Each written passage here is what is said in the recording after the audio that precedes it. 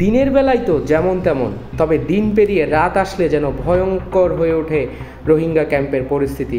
চলে ভারী অস্ত্রের ঝনঝনানি, যা কিনা অকপটে বললেন ক্যাম্পে বসবাসকারী এসব ভুক্তভোগী রোহিঙ্গারা। রাতবেলা আরাতে ডর লাগে, বেশি আরাতে ডর লাগে, মানে আর সরকার প্রশাসন চাই আমাদেরকে আনা মানি রাতে দিনে 24 ঘন্টা থাকে সরকার বাংলাদেশের সরকারের গড়া সুবিধা চাই প্রশাসন তারা কিন্তু আর মানি নচিনি তারা রাতে এরা আছে গড়ে নীলা অস্ত্র হুড়া নীলা বল্লগতি বা সিওলে গেলে আর বাদে ডান্না গুলি মারি মানুষ সকল মারি ফেলে আনদিকে আর মানুষ নচিনি।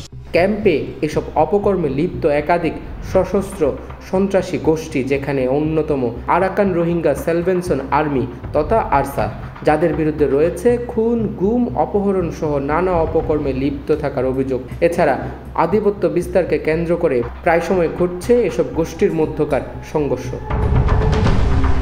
র্যাবের নানামুখী অভিযানে ক্যাম্পের শান্তি ফিরলেও আবারও মাথাচাড়া দিয়ে উঠছে মূর্তিমান এই সন্ত্রাসী গোষ্ঠীগুলো। সর্বশেষ র্যাবের গোপন নজরদারির ভিত্তিতে রোহিঙ্গা ক্যাম্পে 20 এক্সটেনশনের পার্শ্ববর্তী গহীন পাহাড়ে অভিযান চালিয়ে আটক হয় আরসার 2 শীর্ষ সন্ত্রাসী, যেখানে বিপুল পরিমাণ অস্ত্র, গ্রেনেড ও রকেট সেল রয়েছে। সামরিক সরঞ্জামাদি, grenade, hand grenade, rocket propelled rifle grenade, দেশি অস্ত্র, বিদেশি রিভলভার, প্রায় 13টি আমরা ককটেল এবং হ্যান্ডমেড গ্রেনেড আমরা উদ্ধার করতে সমর্থ হই।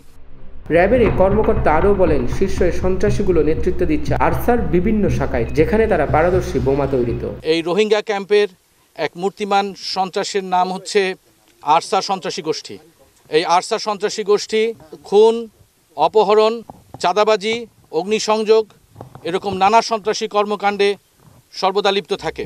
উদ্ধার হওয়া এসব জিনিসগুলো নিষ্ক্রিয় করতে আসে সেনাবাহিনীর একটি টিম, যেখানে নেতৃত্ব দেন ক্যাপ্টেন নাদিয়া নুসরাত। জানালেন এ সমস্ত গ্রেনেডের বিষয়ে। জমিনে প্রদর্শন করে যা বুঝলাম, যেখানে কিছু খুব সেন্সিটিভ, সংবেদনশীল, বিপজ্জনক কিছু এক্সপ্লোসিভ এখানে আছে, কিছু হ্যান্ডমেড গ্রেনেড, আইইডি যেটা ইম্প্রোভাইজড এক্সপ্লোসিভ ডিভাইস, যেটা বিভিন্ন সংগঠন কর্তৃক ব্যবহার করা হয়ে থাকে, কিছু রকেট পেয়েছি আমরা, এবং আমরা সারা সরজমিনের প্রদর্শন করেছি। এটা খুবই সেন্সিটিভ। র্যাবের এমন অভিযান চলমান থাকলে শান্তি ফিরবে ক্যাম্পগুলোতে, এমনটা মনে করছেন ক্যাম্পে বসবাসকারী সাধারণ রোহিঙ্গারা।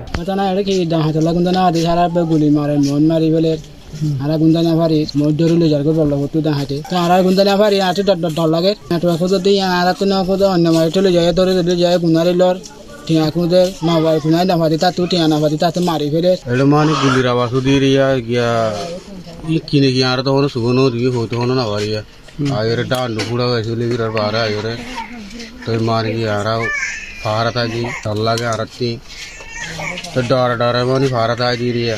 সাজন বড়ুয়া সাজুর তথ্যচিত্রে ডেস্ক রিপোর্ট, নিউজ নাও 24।